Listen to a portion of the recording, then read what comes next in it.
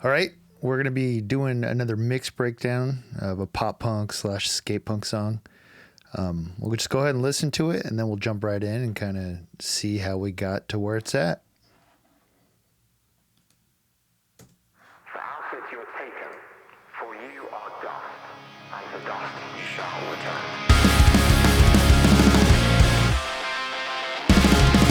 To what end will we wake up today? For what purpose is our life this way? We think vain existence, rooted with indifference, accepting death, collecting, biding our time till our ending. We're going back to the place that we came from. There's nothing here that can change what we're made from. The dust from which we came returns as it reclaims the breath we breathe as our last. Everyone thinking that they can pretend the boundaries tied to our ultimate end have no control of us. Religious anti-trust. Please just listen, it's our condition. There's no dismissing our existence. We're going back to the place that we came from. There's nothing here that can change what we're made from. The dust from which we came returns as it reclaims the breath we breathe as our last. What follows is not stillness. Close our eyes and then we witness all the things that have been written, dismissed as past religion. The truth is not subjective, not a modern new perspective. The darkness is reality, darkness for eternity. The darkness is reality, darkness for eternity. We're going back to the place that we came from. There's nothing here that can change what we're made from. The dust from which we came returns as it reclaims the breath we breathe is our last chance to hold this in the breath that breathes in us.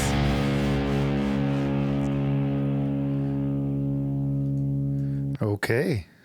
Well, there we go. And what I think we'll just do is, again, start from the top like we did in the last one. And then we'll go to drums and then bass, guitars, and then vocals, and then effects, and just kind of see how we built up where this mix got to. There's a band called Not Yet But Almost. The song's called The Place That We Came From. I'll have the links to the music down below. And yeah, you can check it out. So.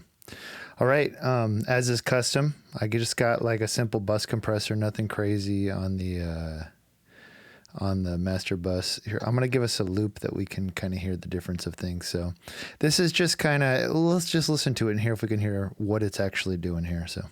We're going back to the place that we came from. There's nothing here that can change what we're made. I mean, to my ears, it just kind of brings the snare forward a little bit, kind of pushes the guitar in with the drums. I guess that's why I call it a glue compressor, because it's kind of what it feels like it does. I liked it, so I had it. I did get this mastered separately, but I just have this limiter on it for now, so we don't peak anything in the video, and it just kind of brings it up to volume. One other thing I kind of do on my master bus sometimes is emulate something close to the NS10 speaker response curve as a way to kind of focus on the mid-range for a lot of the mix. So you can kind of, I guess this was on. Oh no, it's on now. So yeah. And this is just a good way to not focus on these extreme lows, extreme highs when you're mixing and get distracted by them. So you can really focus on the part that most people are going to hear either on laptop speakers or on a phone. And really what really makes a mix is in here. Yeah, we can get muddy down in the subs and we can get ear piercing up in these very highs. But honestly, most of the time, what makes a decent mix, at least to my ears, is what happens here. So you can kind of hear what this does to the mix. And we can toggle it on and off so you can hear the difference. So here's with it on. We're going back to the place that we came from. There's nothing here that can change what we're made from. Yeah, and you can hear it's very just mid-focus. Kind of sounds like listening on a laptop speakers or a phone. But I'll toggle it on and off now. You can kind of hear the difference. We're going back to the place that we came from. There's nothing here that can change. Yeah, like I said, this doesn't stay on when this gets bounced, but it's just a way to kind of not get distracted by frequencies that don't matter with what I'm kind of mixing at the moment. So ignore the clipping here. All right, let's do this. So that's the overall mix. We'll go through automation at the end, but let's start with these drums here. And surprise, they're MIDI drums. But I think what worked out well with these drums is they sound pretty good. So let's take a listen to the drums by themselves.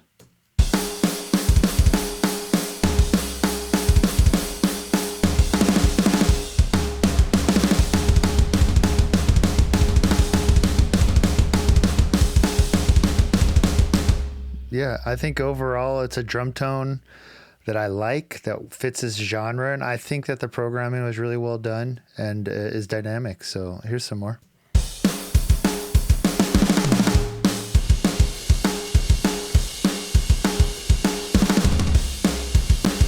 Yeah, to my ears, they kind of got, I guess, an organic sound, if you want to say that. But let's just see how we got there. So let's start with what kit I'm using. I go back and forth. Like if I'm writing a song, I'm probably just going to use EZdrummer's Pop Punk kit.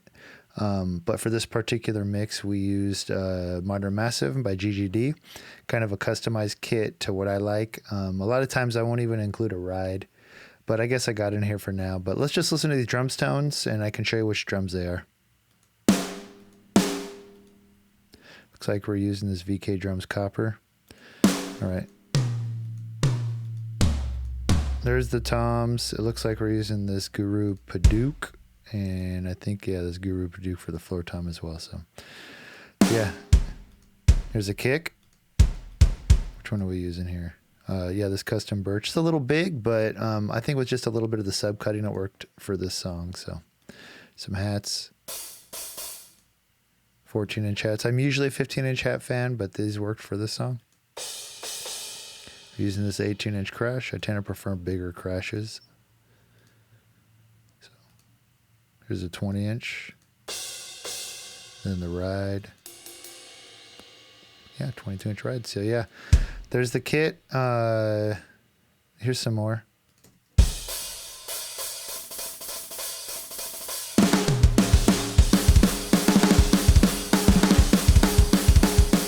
Yeah, it sounds pretty good.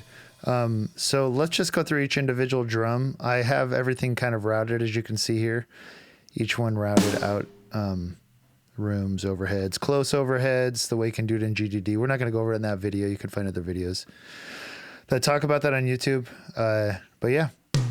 And then I send each one individually to its own track so we can mix it with what I like. So, all right. So here's some kick by itself. Yeah, and it looks like what I'm doing here on the actual kick itself is just getting rid of some of that subs, like I said. So let's hear what those sound like. That's hard to hear on certain headphones or with no subwoofer, but just gets rid of this extra low end that doesn't make sense in a fast song like this. And then I actually did some EQing here with this kind of SSL EQ. Let's hear what it sounds like with and without. Oops, solo kick. Here's the kick.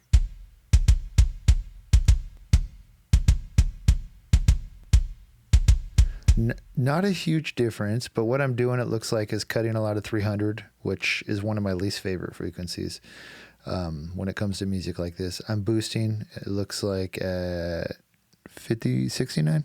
I guess that's what worked at the time, and I'm pushing up the AK, which is normal. Everything else is stock on this, so yeah, I thought that sounded good. All right, let's move on to the snare.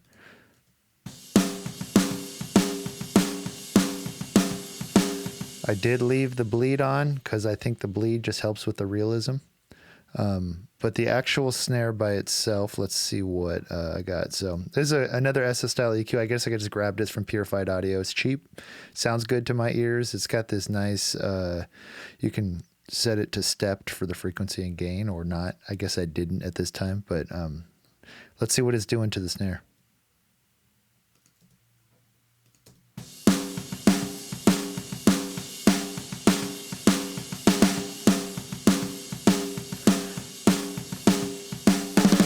Yeah, not a whole lot, but it just looks like I'm cranking some low, which is typical, cranking some high end, and just a little bit of poke right here to get it through the mix.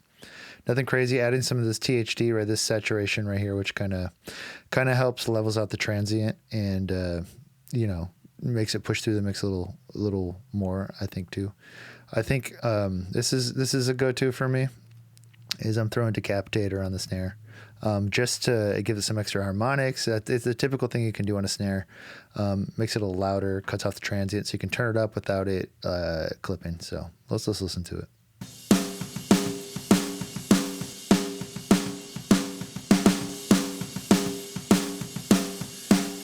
Yeah, I think that sounds great. It added what I needed. So I tend not to use more than just the A mode or the E mode. The A mode is a darker mode. That's how I think about it. The E mode's a little brighter. So if you've got a sound source that needs to be darker, I'll usually use the A. If it needs to be brighter, I'll use the E. There's not particular characteristics I'm looking for, just a little bit of saturation usually when I'm using Decapitator. So I do have some sends on the kick, parallel compression, and the snare, parallel compression and some reverb, and we'll go over those in just a little bit. So let's see. I do have some auto align. I think I have auto align on here because I'm aligning it with, where am I aligning it? I think at one point I was aligning, I guess there's 3 plugins. It might be the rooms. I think the rooms and the cymbals, maybe not. Anyways, if we find it, we'll go over that. The idea here is making sure we can use an auto align plugin. There's several of them you can get. And what this plugin will do is it'll line up the transients, so you won't get some out of phase issues. And I won't go into detail on these phasing issues. There's lots of videos on YouTube you can find that talk about that phasing issue. But let's move on to the toms. Let's find a tom section here. I'm gonna just lock this track height. Here's a tom section. Let's loop that. Yeah, typical tom part. So let's, this is a rack tom. Let's look at the floor tom first, I think. Again, I guess it's used purified audio. And let's just listen to what it's doing to this tom.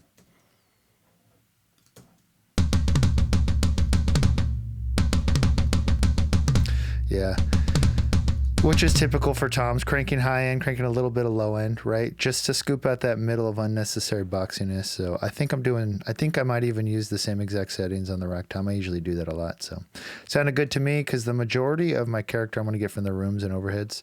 But these are important to get rid of that mud. So, all right, I got a hat track here, and I'm not sure there's even a lot of hat being used in general from this track, but let's see if we can find one. Yeah, well, I guess it is. So it looks like these hats just had a little too much up front, so I'm just compressing it to get rid of some transient. And they're pretty harsh. Let's go back and let's listen to what that compressor is doing.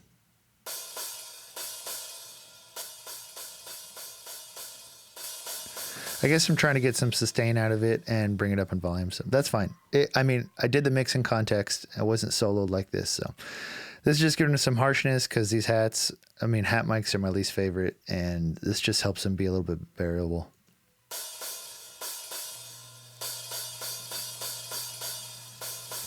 You can hear that it just kind of smooths it out. And I heard someone say once, and it really helped me think about using like resonant detectors and reducers like Soothe, that cymbals really start to be effective and powerful the closer they get to pink noise. Now at pink noise, they just are a mess and not helpful, but especially when you're riding the crash, the idea is that you're smoothing out these frequencies and they get closer and closer to pink noise. And whether you agree or not, that's fine. But that's just what, to my ears, helps me find the sound that I'm looking for. So, all right, let's listen to some overheads now.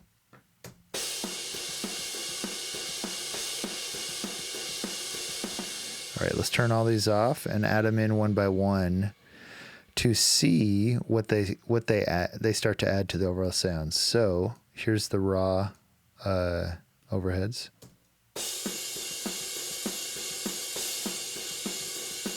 Not terrible. We can kind of hear in that high end. It's very whistly.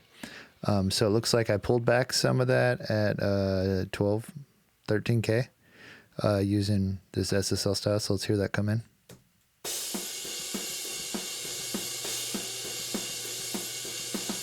Yeah, yeah, it doesn't do a lot, just pulls back a little bit. Then I wanted a little bit more, just oomph. There's something missing here, so threw on this 1176.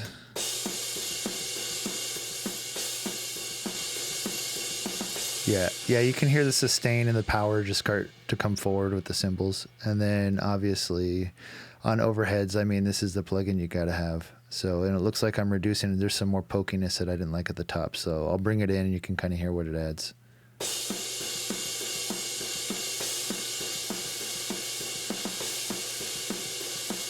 Do you hear that? It really starts to become bearable at the very high end. I'll play it again, with and without.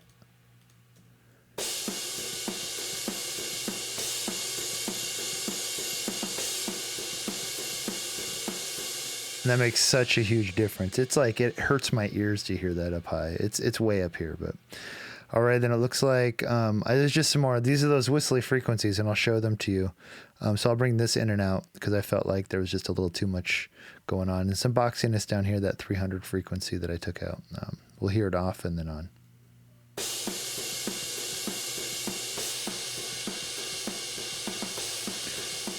Yeah, I just felt that it was just still maybe a little too bright, and this just kind of helped. But let's listen to these frequencies and kind of hear what they're doing.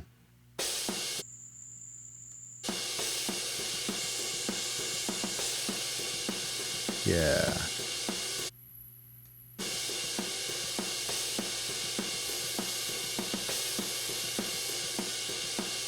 I mean, especially that one. Listen to that on and off again. It really hurts your ears.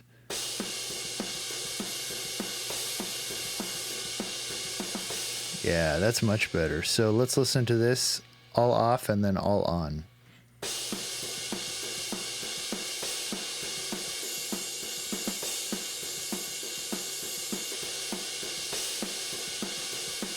I mean, that's pretty crazy to me how different that sounds. So again, let's give you context on the drum sound.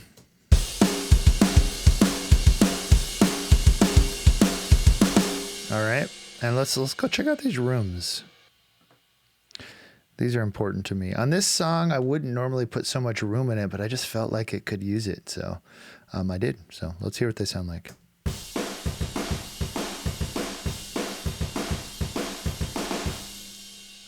Let's hear what the whole kit sounds like. I'll take out the rooms and bring them in. You can kind of see what they add. We'll start with them on.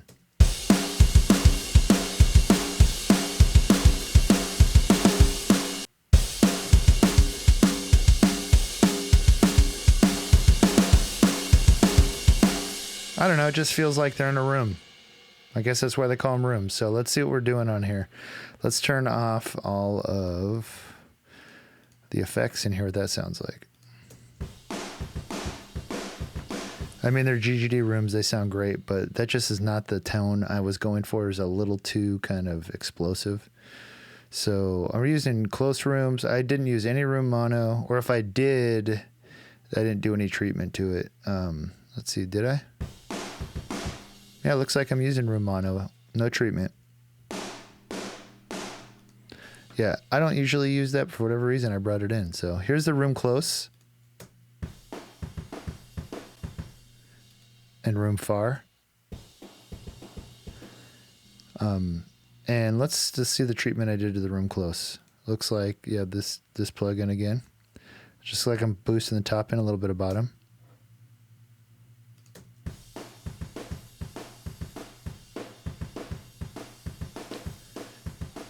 Nothing crazy, but yeah, that's usually where it comes out. I just wanted more like ear explosion, I guess, like the sound of your ear next to a snare, what that would sound like. All right, same thing. Let's do the room far.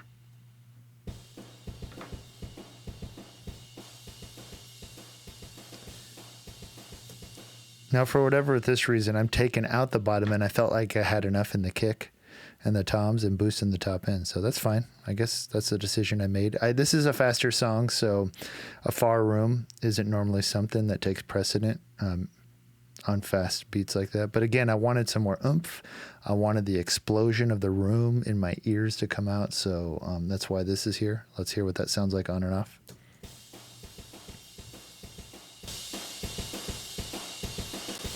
Now, obviously, there's some volume change, but I'm okay with that. I'm not one to say that you have to keep things at unity volume when you toggle them on and off, right? So as long as we're not clipping at the end, I'm okay with it. So here's all the rooms without the main bus soothe on. Now I'm going to turn on soothe.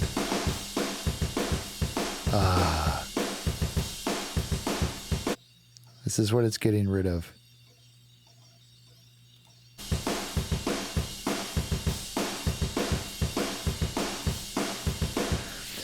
Because cymbals usually in rooms are kind of piercing, a little too washy and not really helpful. So this just kind of gets rid of the extra, cymbal I don't like in the room. So let's listen to all that together, and then we'll talk about the drum bus.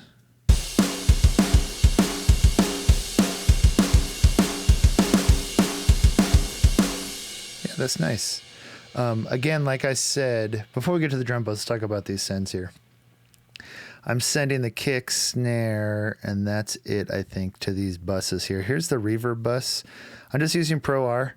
I don't always use this, but I guess I used it this time. It's really an awesome reverb that's really customizable. So check this out.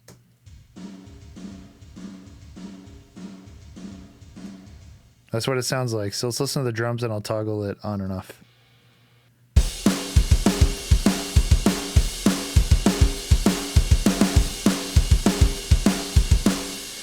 I guess in the mix it's subtle, but to my ears, it just like kind of glues the frequencies together. Like without it, it feels like the kick and snare are there in a room, but their frequencies don't overlap. But I feel like this reverb kind of helps with that. It makes it a little more cohesive. Then I got a parallel compression bus, which is typical what I do on drums, just a little more oomph and a little more sustain. So let's bring that up and hear what that sounds like.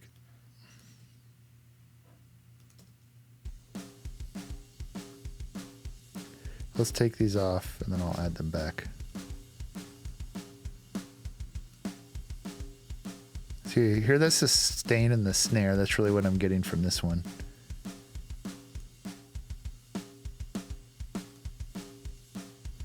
That's what this bus is great for. So, and then this is the clipper I prefer. I'm actually clipping it pretty hard because I didn't want any more transient because I had enough.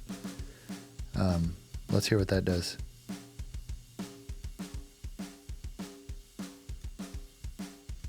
It kind of gives this kind of that distortion sound you hear with hard clipped or just extremely clipped drums.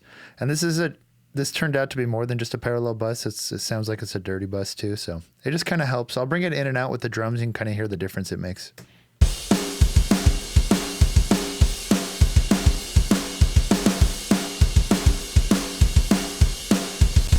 Yeah, you can just hear the body of the snare and the kick just kind of say, hey, I'm here. Because when you're in a room with drums and you hit a drum, it's not just transient. There's sustain, and then there's extra ring from like the bottom of the snare. And well, you don't get that as much with close mics, and that's why rooms are helpful, and the parallel compression really helps bring out those characters of like standing next to a drum set that someone's just banging as hard as they can on, and how your ear responds to that. So. All right, let's look at the drum bus. It looks like I don't always use this bus compressor, man. I go back and forth. It's just whatever I'm feeling that day. It could be SSL style. It could be a clean bus compressor. It could be a Veramue style, like an AR1 from Kush Audio as a bus compressor. It just depends how I'm feeling that day. Today, or the day that I mixed this, I used this API 2500. Let's just hear what that's doing to the drums.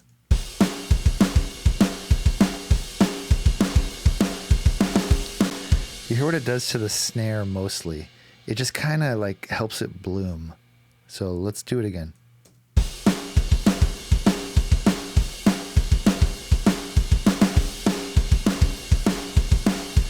Yeah, there's a reason I call these glue compressors. And I mean, I've started to use a slower and slower or a faster and faster attack on my drum bus because just to tame the transients, and it gives this kind of just, I'm a drum set and I'm not, instead of I'm separate drums type of sound. So, and it looks like this is something that's typical for a drum bus.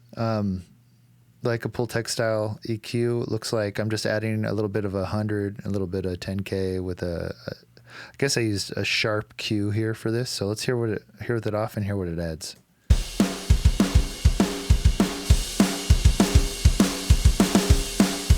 You hear what it does? I probably added this before I did any other individual drum EQing, and it just really brings it to life. I love the sound of this Waves plugin, and I love boosting 10K on the drum bus. So, all right, and the last one's just this clipper again, just a little too much transient coming through, and it was maybe pushing my my master bus a little hotter than I wanted it to be. So let's just hear what it does.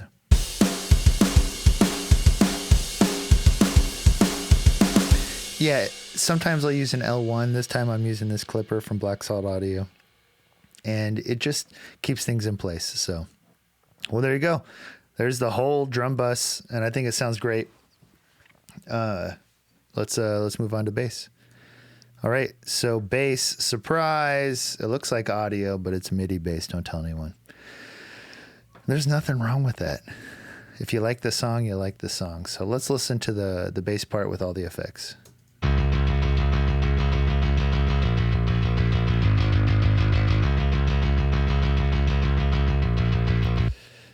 Just do this whole thing. It's great. And can you guess which bass I'm using before I bounced it? Yep, punk bass, always. Usually with the 8th note for the alternate picking, tone all the way up. It just so happens, let's see. Yeah, I bounced the MIDI to audio here. These are different takes.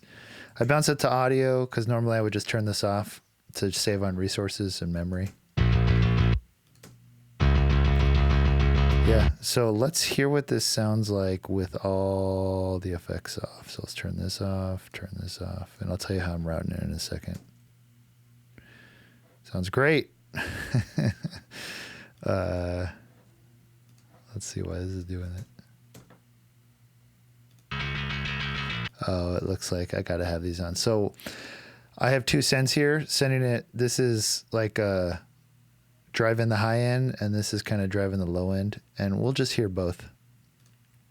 So, I mean, I use this pedal all the time. It's free. It's TSC BOD, kind of Sans amp.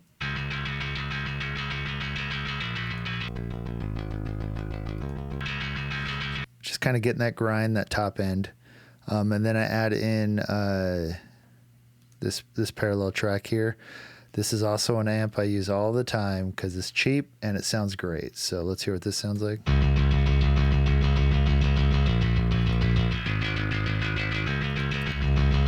Yeah, you can kind of hear what it's adding there. And in this mix, I use some R-Bass. Just thought I could use a little bit. I guess I use it at 70 hertz. Just this harmonic kind of addition to help the bass just kind of support the mix. So I'll start with it off, then I'll toggle it on.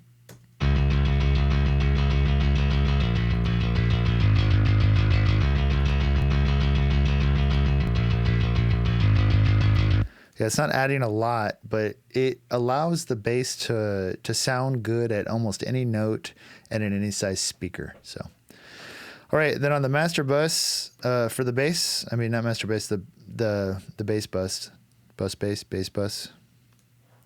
We've got, it looks like I usually always do this Pro MB multiband compressor, just trying to smooth things out. Let's hear what that's doing. I'll turn it off and then turn it on.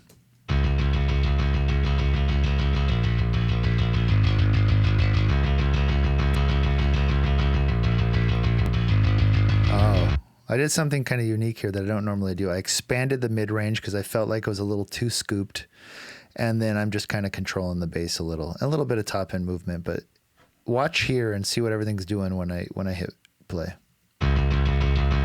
See, it pins the mids. It won't let it go above here, but it'll allow room for it to go down. And here it's pulling the low end down just a couple dB. Not really do anything to the high end. Yeah, sounds good to me. And then some soothe on the bass just to make sure I'm not getting unwanted frequencies through.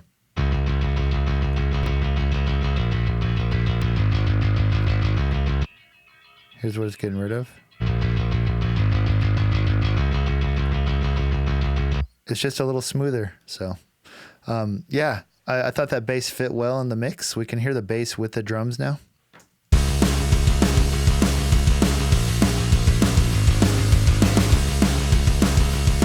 Let's hear it in another parts here in the verse here.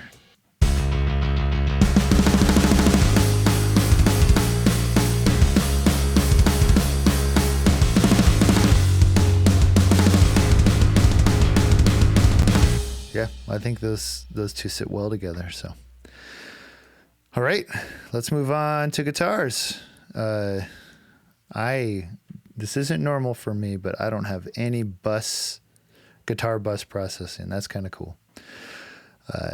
Guess I didn't need it. So let's start with these main guitars and hear what they sound like here. Let's start, I guess, in the chorus.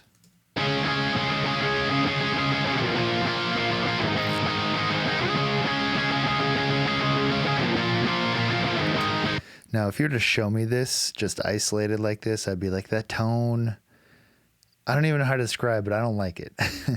But it sits well in the mix. I like what it sounds like with the drums and bass. Let's hear what that sounds like all together.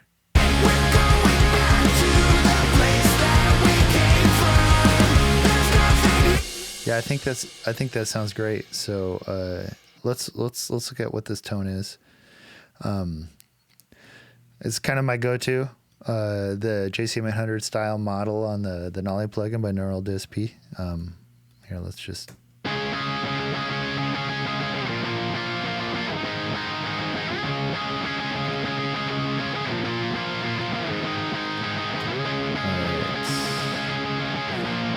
because this hasn't been updated for the M1, my computer's not very happy about it. All right, here we go. All right, so, I mean, it looks like I'm probably, typical. Boosting it with like a Tube Screamer and then cranking that bass. That's typical. And then I'm using probably what is a Mesa style cab as the IR with a 57 and a 160, which is usually my go-to. And this kind of, this one's called default. It's my personal default setting, not the plugin default. So let's see what I'm actually doing to the guitars.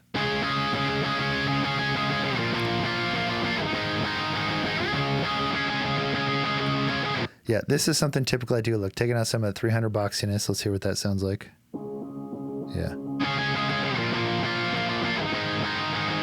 Take it out. And then taking out the unnecessary low end that was just clashing with the bass.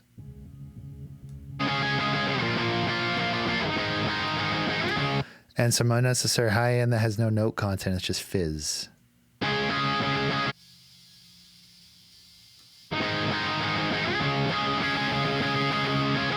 Yeah, so I thought that helped at that time. And then soothe, of course. Let's hear what that's taken out. Just some of these harsh frequencies. Yeah.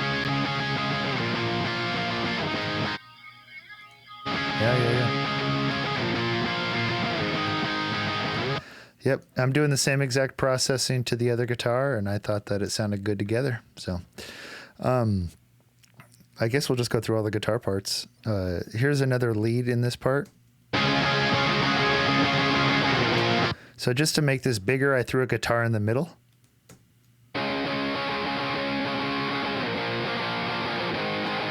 Yeah, and I'm just using STL's Tone Hub for this, and it looks like I have the Sampura pack.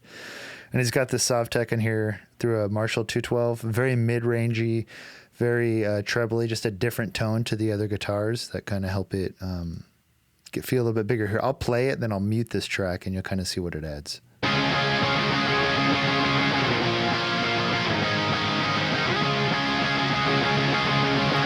Just a little more oomph, right? It's got volume, but it just makes it like just this wall of guitars, which is what I wanted at that time.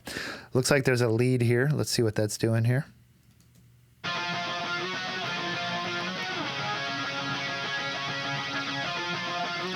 Doing some funky stuff. So I guess I use Tonex for this. This is a JCM 800 capture of my own JCM 800 through a 412. So, it's up on ToneNet. You can get it. Here's what it's called. But I guess it worked fine. I liked it for this. I'm just doing typical stuff, taking out that unnecessary bottom end for a lead, the unnecessary fizz at the top, just a little extra because it's a lead. And it sounded like we had some notes here that I didn't like. So I'm going to mute them so you can hear.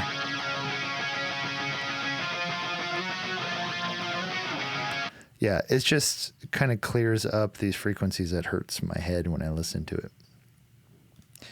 And then the weird sound on it, what am I doing to it here? It looks like, yeah, micro shift. I'm just adding a tiny bit of width, and it's got this weird chorusing effect to it that I thought sounded good at this time. So, all right, it's got another lead in this chorus part.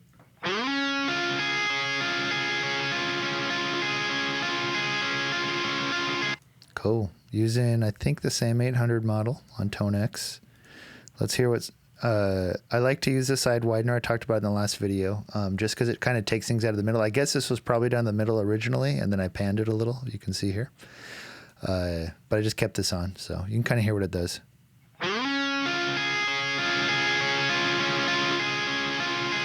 Yeah, it just kind of pushes it out a little, makes it a little less in your face, because I didn't want this to be the focus, because it's like layered under vocals and with a bunch of other guitars. Threw some compression on it because I'm pretty sure that I just wanted to tame some of the harsh pick noises.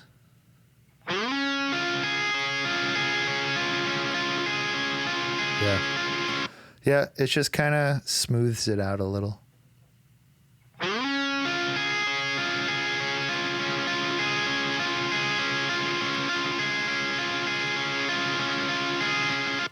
Yeah, nothing crazy, but every little bit helps. Doing some more of this EQ, taking that bottom and top end out, but it looks like I had some frequencies here I didn't like.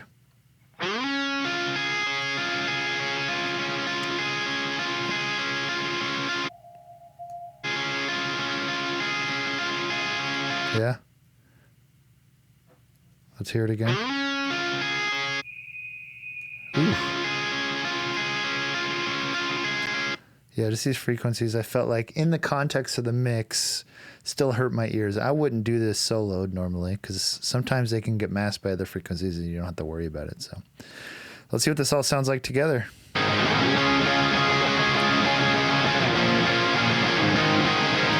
Yeah, those leads aren't there to like add anything except for some like interesting things under the vocals. That's why they're not very loud. So, all right. Looks like we got some other leads here. This is another chorus. So let's go back to the beginning of the song. I guess this is just some reverse stuff I did.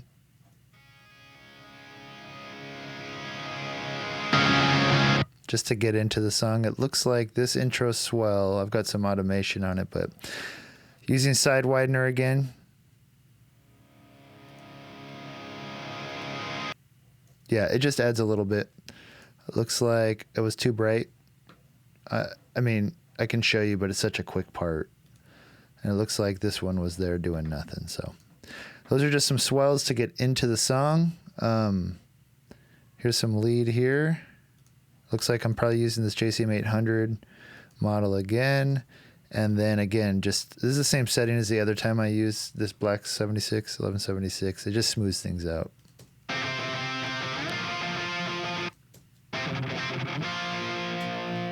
Yeah. Yep. Couple more leads here. Let's see what this one's doing. Yeah. Yeah, it's amazing you can get away with these super thin sounding guitars when there's a lot of guitars layered. It's just there to be a sound that you want to hear. Yeah, it just sounds super thin to my ears. If it was on its own, I wouldn't like that tone, but it sounds good with the other guitars. Again, using that JCM 800 model, and then I'm probably using delay here, right? Yep, yeah, Echo Boy, just to add some quarter note. And eighth note is a good way to get some stereo sounding delay.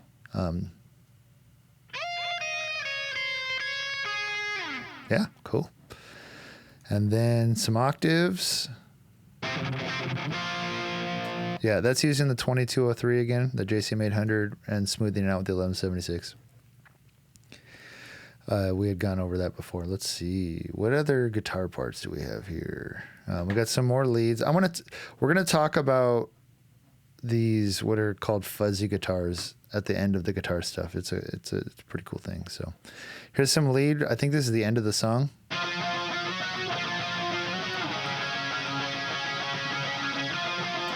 Yeah, we went over this track. It's got that weird micro shift thing on the effect rack using the JCM 800. We already went over this track, so. Here's another lead. Oh, just a pick scrape. Yeah, it's just that raw, again, Tonex. And what we got here? Just a sound. So what is this? This is just a flanger and Reaper. I think this was actually a recorded amp that I just threw this flanger on, and then the side widener to make it super wide and weird sounding. Let's see it all, hear it all together. Yeah, in the context of the whole mix, it just has this kind of fun, interesting, quick, like fire sounds. Yeah, this last chorus is the same as the first two, I think, for the most part.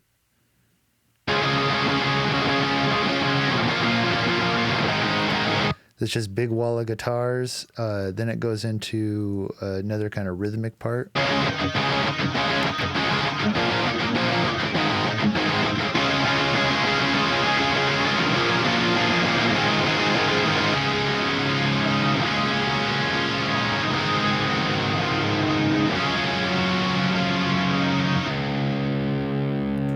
Yeah.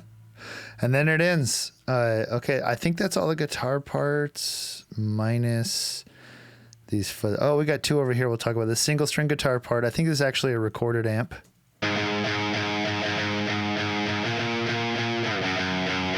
Yeah, it's a recorded amp. Smoothing it out with some 1176 here that I thought it needed, and then cutting off the low end. I guess I didn't cut off the high end because it didn't need it. A little bit of bump here. I mean, if you bump between like 1K and 2K-ish, maybe 1.5K, that's what the frequency that really helps guitars like cut through other guitars and be like in your face in the mix. And so that's probably what I'm doing, reducing some unnecessary lows here. So here's what it sounds like on and off.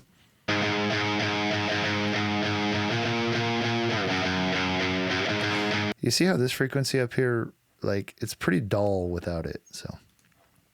And here's another guitar part.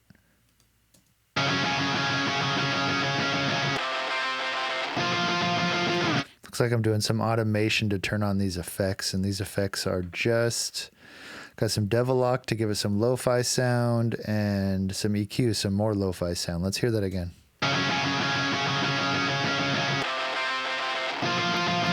In the context of the mix, it makes sense.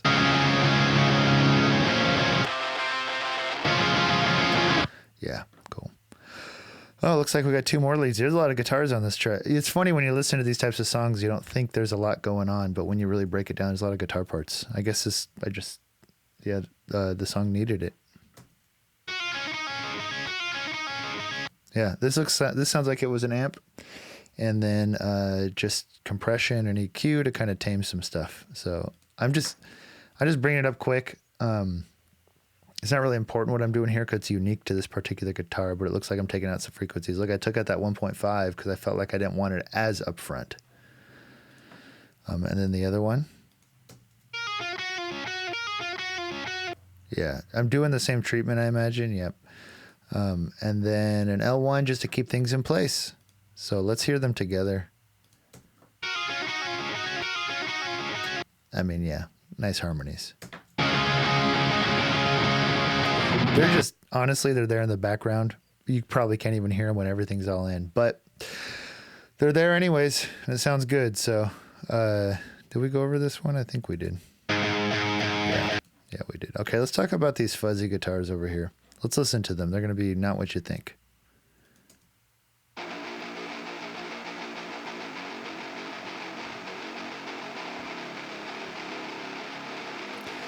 So this is the bridge, and I really wanted it to be a little different texture, but powerful, like more than the chorus before it. And so I recorded these guitars here. Let's listen to it with no effects on them.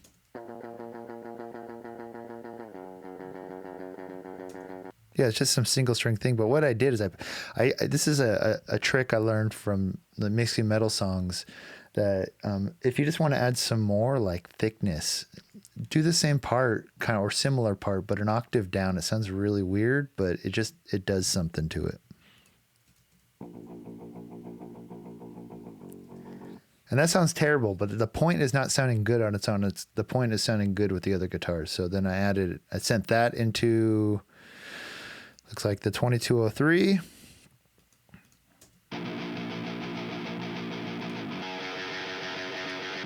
Yeah, and then it looks like I don't even, oh, I'm bit crushing it.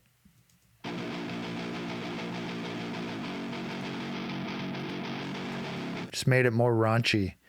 And then it looks like I'm EQing some stuff I do not want in it. So let's hear what that sounds like on and off.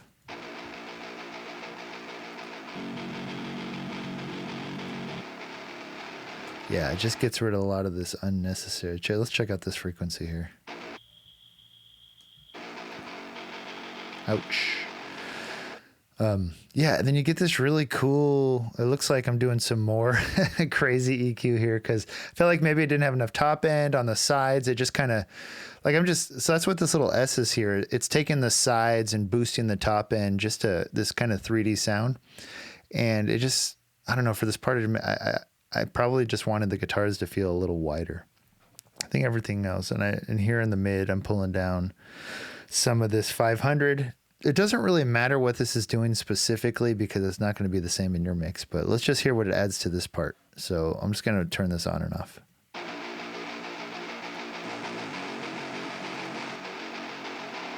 Okay, when you listen to it, it feels like it's like right here, not bad, but when I turn it on, it feels like it goes up here, like out here. I'm going to do it again.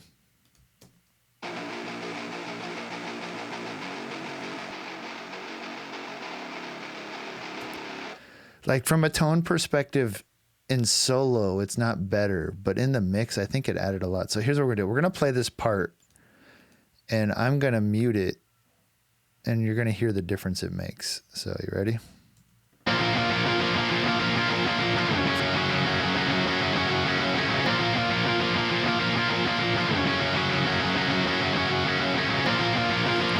You see, like, it's like the sound is here without it, but when you add them, the sound is here. I don't know if that's 3D or what it is, but it just added a lot for me. If you can go back and listen to that again and just kind of play pause, rewind. I'll do it one more time, actually, and then you can kind of hear what it's doing.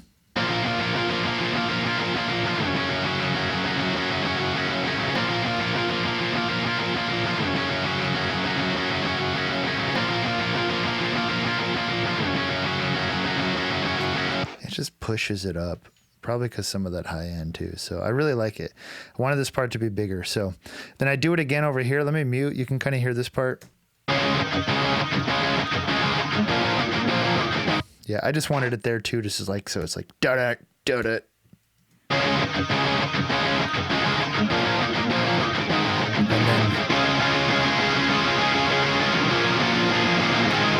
I'll let you hear what those sound like. They sound really funny.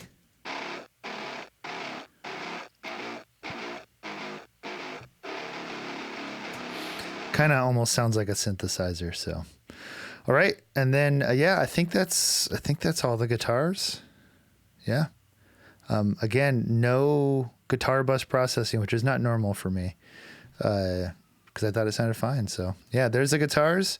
Let's give you an idea of those guitars with the octaves, what they sound like with the drums and bass in. I mean, with that octave down, those fuzzy guitars.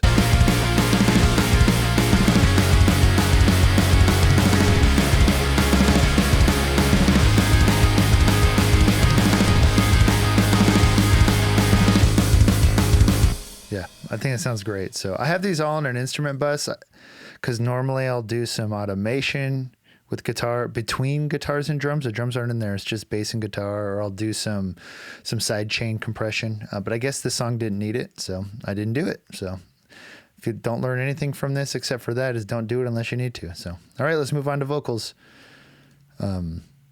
So I did a lot of the same processing on these vocals. You're going to see a lot of these chains are mostly similar, with some being slightly unique. So the lead vocal, you're going to see Vocal Line Ultra, which is a plugin you can use to take your lead vocal and then a overdub or a second dub or just another, it could be in harmony, and it lines them up timing wise. So you can say, do you want the pitch to match? And I think this is just a double. So I wanted the pitch to match and the timing to match. So you just get the thickness without like, you know, like S's and T's and other transients being slightly off. So let's listen to just these vocals right here so we can get an idea of what we're dealing with. of accepting, desk collecting, biding our time till our ending. We're going.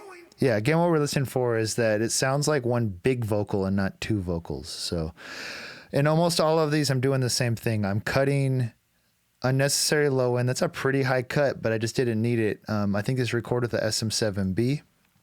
And so it was pretty thick on the low end and just some boxiness. And then I guess there was a frequency here that I didn't like that I just wanted to control with a dynamic EQ. This is just like compression at a particular frequency. Of accepting, desk collecting. In some parts it gets unnecessary, but that EQ is being sent into Gain Reduction 2, which is like a cheater plugin. It like does de-essing, it adds like top end sparkle, it does mega compression, it reduces breaths by adding a gate. It's all just kind of built in and it works, and I think it sounds great for a lot of vocals, and some it just doesn't sound good. So I'm using it here. I'll let you hear what it sounds like on and off. Of accepting, desk collecting, biding our time till our ending. We're Yeah. going back to the. It just keeps everything in place.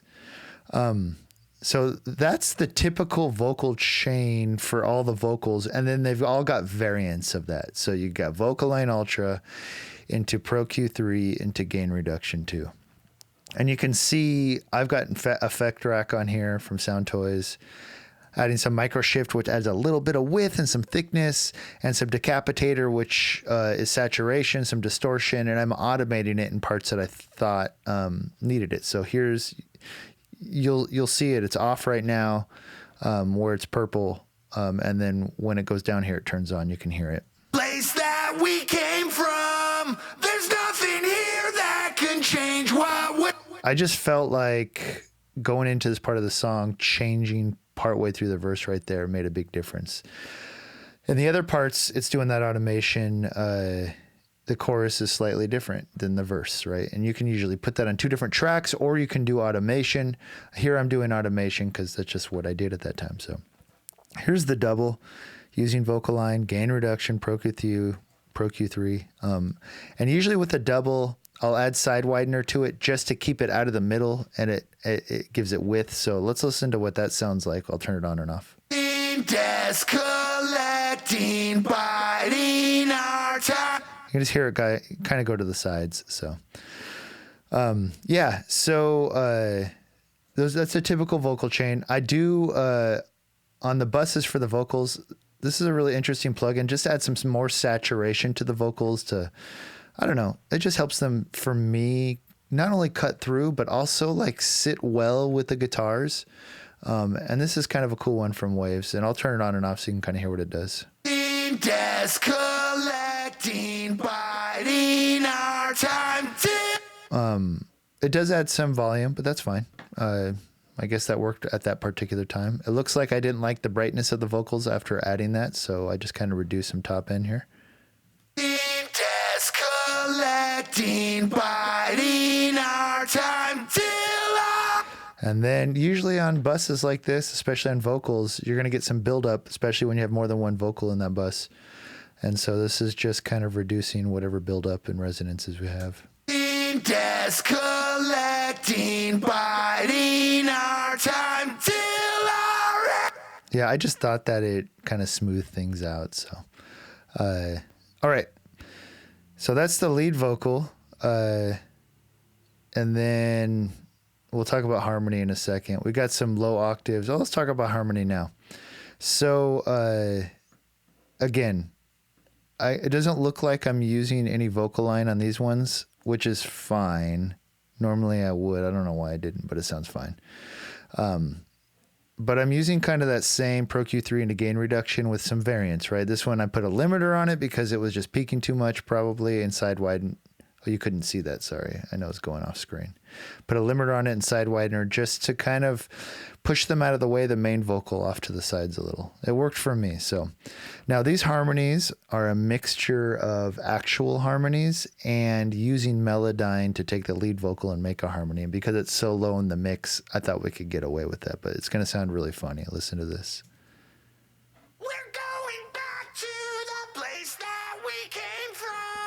That's actually really bad. But the goal is thickness and not for these to be the main focal point. Because you remember, we've got bass and drums and probably 5 guitars at this time. So the goal is just this wall of harmony. We're going back to the place that we came from. Yeah, so you get the idea. And I have these are some real harmonies right here. I'll play for you. We wake up today, and for what purpose is our life this way? Breathe. Let me solo it for you. Wake up today, our life this way. Yeah. So again, Pro Q3 into gain reduction 2, the same settings. It looks like I really wanted to like focus these as background vocals, getting rid of a lot of low end. Let's listen to that. Wake up today, wake up today. Yeah. And then throwing some of this, I love this plate reverb. This is just using it to push it back in the mix. You can use reverb to do that. It's just doing a little bit. Wake up today, wake up today. Yeah, see, it's a little more forward without the reverb. Same exact thing on the other side. These are just panned. Here you can hear them with the lead vocal now. Wake up today, and for what purpose is our life this way? Breathe. Yeah, sounds good. Yeah. At some points we have 1, 2, 3, 4, 5 vocals going. I'll show you. I love these low octaves because you can't always tell they're there, but they add a thickness to the vocal and they kind of mask some imperfections in vocals too, the more you layer them. So let's listen to what this is. Of accepting death's cut. Yeah, obviously bad singing. Did some Melodyne to it. Pro Q3 into gain reduction 2, but I really wanted to distort this one because it was low and I wanted to add some harmonics that pushes it forward a little and makes it audible in a different frequency range. So here's some distortion, just the default Reaper one. And then it looks like there's no reason for me to have this on this channel. I don't even know why it is, but let's hear what this distortion is doing. Of accepting death's collecting. Oh, I had some weird panning issues with this. That's why I was using this. But anyways, so there it is. Let's listen to what these two are doing. There's nothing here that can change what we're made from. Yeah, Vocal Line Ultra like before. Pro Q3 right here into gain reduction 2. And that's all that's doing. And let's just hear what that's all like together here. All these vocals, these 5. Yeah, here. There's nothing here that can change what we're made from. Let me mute this low octave so you can hear what it's adding. There's nothing here that can change what we're made from. It's just this wall of vocals. It's fantastic. So more low vocals. So yeah, I think that's all the vocals. Oh, we got the vocal bus. Let's look at that. So when you have layers and layers of vocals, you're going to get this like kind of 2K-ish buildup. Typical for this genre, not every genre, but let's just hear what, let's turn all these off and hear what they're adding. Here we go. There's nothing here that can change what we're made from. Yeah. Again, this guy's a punk song, so off vocals is fine. Let's see what Soothe is adding. There's nothing here that can change what we're made. There's like a honk that it gets rid of. Listen. There's nothing here that can change what we're made from. Yeah, it really helps. It looks like I just added some brightness, got rid of more low end. I thought there was some more buildup. There's nothing here that can change what we're made. Yeah, that's great. And then I like to add a bus de-esser using the all-around mode on this Pro DS plugin because it just, when you have multi-layered vocals, those S's will add back up and you'll have an issue. There's nothing here that can change what we're made from. The dust from which we came returns as. Yeah, just keeps that in check. This is a typical bus compressor set of plugins that I use for vocals. I'll add a little bit of widening to the overall bus because it just gives this kind of finished thickness that I like. And then I don't even use any sends for the vocals here for delay. I just use the Echo Boy once here. But let's hear what this adds. We'll start with them off and then I'll add them on. There's nothing here that can change what we're made from. Did you hear it just like become this vocal? It was great. Let's hear it again. There's nothing here that can change what we're made from. Just a little bit. And then this is just, don't use a lot of reverb on vocals because I tend to use delay and I think that's a little less muddy sounding. And so I just use like a quick 1/4 inch note stereo delay here to make the vocals sound like they're not just dry.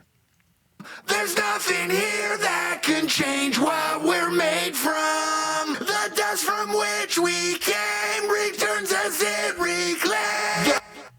It's just quick. There's nothing here. Just real quick, and it just adds so much. I am using some reverb, even though this is a fast song. I'm using just a little bit of this ROM, this kind of plate reverb from Native Instruments, and I thought it added enough that it warranted to stay. There's nothing here that can change what we're made from. Yeah, so you can't even really hear it when they're singing, which is good because that means it's not muddy. But when the vocals stop, you can hear a tail, which gives the illusion of being in a room. And when there's enough tail going on all the instruments and the transients, they kind of feel like they're together in a room, which is the goal. And it looks like I threw on L1 just to keep things in place. There's nothing here that can change what we're made from.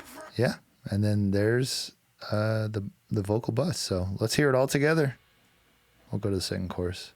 We're going back to the place that we came from. There's nothing here that can change what we're made from. Yeah, I think there's a lot of power in that. I think the last thing to go through is just this typical automation that I do into the limiter. So it's on the master bus volume. And I'll do this at the very end. And I do these little, just like 1 dB. I think they're 1 dB, yeah. Right, are they? Yeah, about 1 dB. Kind of just punches at the beginning of phrases that I feel like it gives impact to. It's just a little bit, but it makes all the difference. Here's this one. That's right at the beginning of that one, and then it hits again here, right here. When we wake up today, and for what purposes our life is. It just like gets you into a section, just like boom. Without it, it kind of just falls flat. We're going back to the place that we came from. There's nothing here that Just hits. It's great. There's another one here has everyone thinking that they. coming out of the chorus, and it looks like one technique to make a part sound big is to make the previous part sound small. So it looks like what I'm doing here is bringing it down maybe 0.5 dB. Just anti-trust. Please just listen. It's our condition. There's no dismissing. We're going back to. Just helps that second chorus go boom. So, and it looks like on the bridge, I'm hitting with what's being played, you know, in each part of the phrase, and then slowly coming back up to where all the drums come in again. So you can kind of hear what that is. What follows is not stillness. Close our eyes and then we witness all the things that have been written. Dismissed as past religion. The truth is not subjective. It just helps it bring it down a little, even though the instruments come down a little, bring the whole thing down. So when everything comes in, it just feels like it's coming in. All right. It looks like I'm doing more of that here.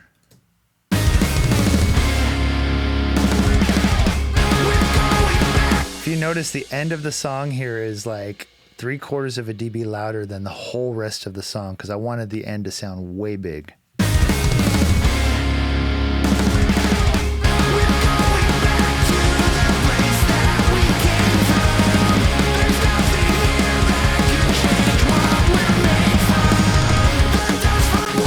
Yeah. And then it does that all the way to the end. So, yeah. All right. So, that's the mix. I did get it mastered, like I said, so you can check it out on Spotify. It's going to sound even more exciting because I think the mastering job was really well done. But yeah, I hope this was informative and helpful. This was a fun one for me to mix, and look forward to doing more of these. Catch you later.